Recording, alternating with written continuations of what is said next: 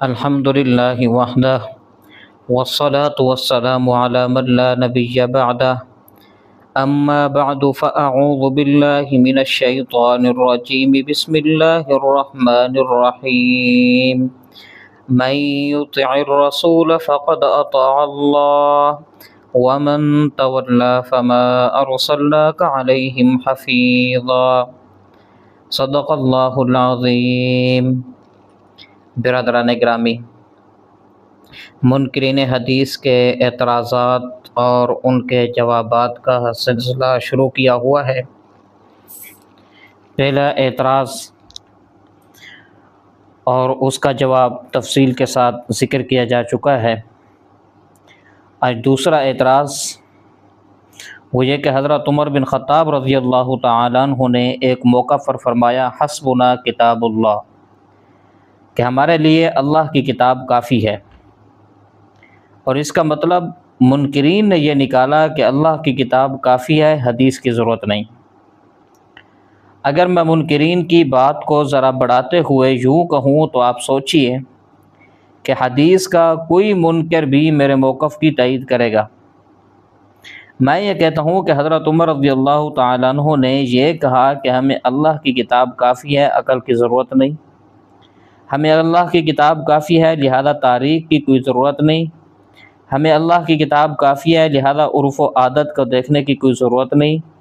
کوئی بھی سلیم الفطرت اور صحیح العقل مجھے یہ مفہوم بیان کرنے کی اجازت نہیں دے گا کہ حضرت عمر رضی اللہ تعالیٰ عنہ کا مطلب یہ تھا کہ بس اللہ کی کتاب کافی ہے، نہ عقل کی ضرورت، نہ فہم و تدبر کی ضرورت، نہ عرف و عادت کو دیکھنے کی ضرورت۔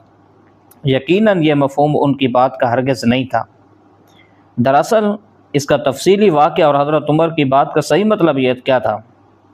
ہوا یہ کہ نبی کریم صلی اللہ علیہ وسلم بیمار ہو گئے۔ بیماری کے دنوں میں آپ صلی اللہ علیہ وسلم نے ایک موقع پر فرمایا قلم اور کاغذ لے آؤ، میں کچھ باتیں لکھ دوں، کہیں ایسا نہ ہو کہ تم گمراہ ہو جاؤ۔ اور صورت یہ تھی کہ بیماری کا شدید غلبہ اور آپ صلی اللہ علیہ وسلم سخت تکلیف میں تھے۔ جو لوگ موجود تھے ان میں سے بعض نے کہا کہ ہاں قلم اور کاغذ پیش کیا جائے تاکہ آپ لکھ دیں۔ بعض نے آپ کی تکلیف کو دیکھتے ہوئے یہ رائے دی کہ نہیں، اس وقت مناسب نہیں۔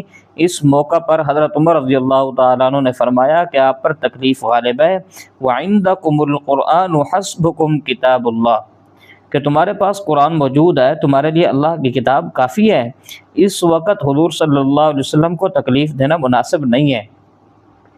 دیکھیے حضرت عمر رضی اللہ تعالیٰ عنہ جو فرما رہے ہیں کہ اللہ کی کتاب تمہارے لیے کافی ہے، اس موقع پر حضرت عمر رضی اللہ تعالیٰ عنہ کا یہ کہنا، اس کا کوئی بھی شخص یہ مفہوم نہیں بیان کر سکتا کہ حضرت عمر رضی اللہ تعالیٰ عنہ کا مطلب یہ تھا کہ حدیث کی ضرورت نہیں، اللہ کی کتاب موجود ہے۔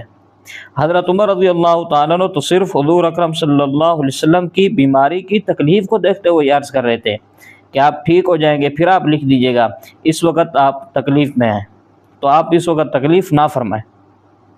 تو حضرت عمر رضی اللہ تعالیٰ عنہ کو تو یہ موجود تھا، ان کی یہ وجہ تھی۔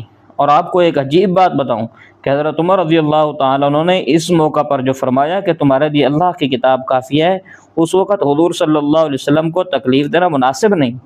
حضرت عمر رضی اللہ تعالیٰ عنہ کے جو مخالف تھے انہوں نے معاذ اللہ اس سے گستاخی کا مطلب نکال لیا کہ حضرت عمر رضی اللہ تعالیٰ عنہ رسول اللہ صلی اللہ علیہ وسلم کی خدمت میں گستاخی کے مرتکب ہوئے کہ حضور صلی اللہ علیہ وسلم چاہتے تھے کہ لکھ دوں، حضرت عمر رضی اللہ تعالیٰ عنہ نے کہا کہ نہیں۔ تو یہ ان کی طرف سے حضور صلی اللہ علیہ وسلم کی خدمت اقدس میں ایک جسارت تھی، ایک توہین تھی، بے ادبی تھی۔ دوسری طرف جن لوگوں کو حضرت عمر رضی اللہ تعالیٰ عنہ سے محبت و عقیدت تھی، انہوں نے یہ مطلب نکال لیا کہ حضرت عمر رضی اللہ تعالیٰ عنہ کا مقصد یہ تھا کہ ہمیں حدیث کی کوئی ضرورت نہیں، اللہ کی کتاب کافی ہے۔ نہ یہ مطلب صحیح ہے نہ وہ مطلب صحیح ہے، معاذ اللہ۔ معاذ اللہ حضرت عمر رضی اللہ تعالیٰ عنہ نبی کریم صلی اللہ علیہ وسلم کی گستاخی کے مرتکب نہیں ہوئے، سارے صحابہ موجود تھے۔ اگر اس بات کا لکھنا اتنا ضروری ہوتا تو حضرت عمر رضی اللہ تعالیٰ عنہ اس میں رکاوٹ پیدا نہیں کر سکتے تھے۔ اور یہ بھی یاد رکھیں کہ اس واقعے کے پیش آنے کے بعد کئی دن نبی کریم صلی اللہ علیہ وسلم زندہ رہے۔ اگر آپ چاہتے تو بعد میں وہ بات لکھوا دیتے، اور اس کا مفہوم بیان کرنا کہ حضرت عمر رضی اللہ تعالیٰ عنہ معاذ اللہ مقصد حدیث سے استغنا اور بے نیازی تھی، یہ تو سراسر زیادتی ہے۔ ظاہر ہے کہ نبی کریم صلی اللہ علیہ وسلم کوئی بات لکھ کر دینا چاہتے تھے، یہ وہ کلی بات، اصولی بات سمجھانا چاہتے تھے، اور حضرت عمر رضی اللہ تعالیٰ عنہ کے کہنے کا مقصد یہ تھا